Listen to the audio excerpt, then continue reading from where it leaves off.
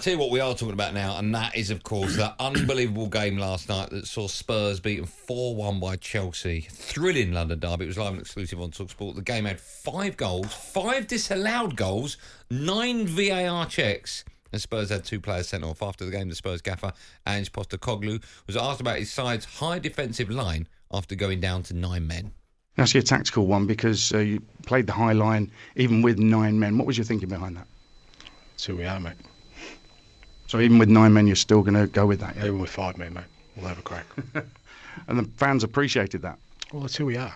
We'll take away from that, and we're still in the stages of building a team here, and building a style of play. And I'm not going to chase some short-term fix for what I believe is going to be important for us in the long term. Let me just start off by saying, wow, what an unbelievable game of football. Loved it. I really do think now that Spurs-Chelsea, or the reverse fixture, is the best game in the Premier League. It never, ever fails to disappoint. It's an unbelievable game. I wouldn't say you can guarantee red cards, but there's always problems. Bit of controversy, yeah. Always. Yeah. And we saw that in droves last night. Let me ask you about the Spurs manager, because I love the style of play. I love it's so exciting to watch, but I don't have a dog in the fight. So for me, I don't know what it's like as a Spurs fan, but you're probably sitting on the edge of your seat going all the time. But does it highlight the fact that Spurs and the manager don't? I don't know if this is a good or a bad thing, by the way. Does it highlight the fact Spurs don't have a plan B? I don't know if it's don't have a plan B, but I just think a lot of Spurs fans are giving him credit because even though they were down to 9 men, they were still giving it a good go. And that they could have nearly scored with the Son chance. Bentancur had the header where he deep down to get it. Erik Dyer has a chance. So yeah, listen, it's exciting to watch. But I think it's a little bit arrogant, them type of tactics. From Ange Postecoglou? From Ange. I think it's a little bit naive. And yeah, I can understand Spurs. From what you've had, Mourinho's and Conte's, you're going to love it because the football is better under Ange. It's more exciting, as you said. But listen, Chelsea at the minute are in transition. Nicholas Jackson scores a hat-trick last night, but still not the finished article. Like, they've still got their problems. He missed so many chances. He missed so many chances. They've still got problems in their front line in terms of scoring goals. And so if Spurs play that way against City, Liverpool, Arsenal, that exact same way with 9 men last night, they get beat 10. Yeah. Probably 10-1, right? Would they still be going, we still loved it?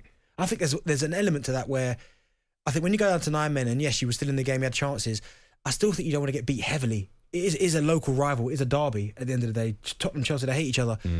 I think you could go a little bit tighter. You can still try and hit them on the counter-attack, but you've just got to shut up shop.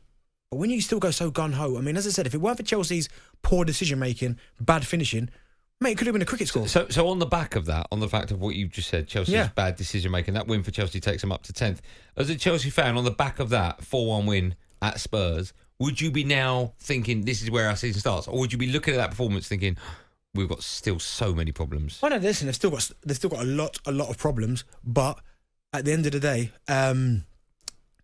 if you're a Chelsea fan, you take it because no, I know you will. But if I was looking at that as a Chelsea fan, I wouldn't look at Chelsea fan and go, do you know what? We've just beaten Tottenham 4-1. Everything was brilliant. We're going to kick on now. I still think you go, there are still a few concerns where you go, I'm not happy about this. If this has gone this way, the start of the game wasn't great. Because it could have been 2-2, right? Exactly. Before they got the third, when they were 2-1 up, Spurs had a good chance with minutes left on the clock to equalise. Exactly. And at the start with of the game, 9 men, they came out the blocks really, really slow.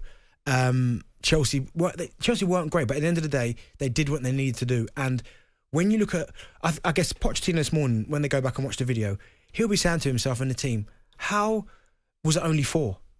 Because we had chance after chance. If they could stop running offside, if they could time their runs better, if the quality of pass into the final third, and again, you got to give huge credit to Vicario, the goalkeeper, because he was sweeping up everything. There's about 4 or 5 occasions where he came out and swept it.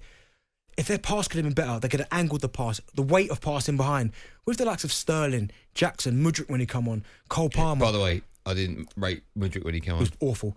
They could have really put Spurs to the sword. And as I said, if it had been City, Liverpool, Arsenal, Villa, Newcastle, Brighton, any of these teams, and you still try and play that 9 men against 11 and you keep trying to squeeze up, you get caught every single time. Okay, when we come back, we'll take calls on all the above. We'll also talk about Romero and Udogie getting sent off. Why they were still on the pitch after, Udogie got the second yellow. Romero's always had that in him, though. Always. talkSPORT Drive. Super opinionated sporting debate.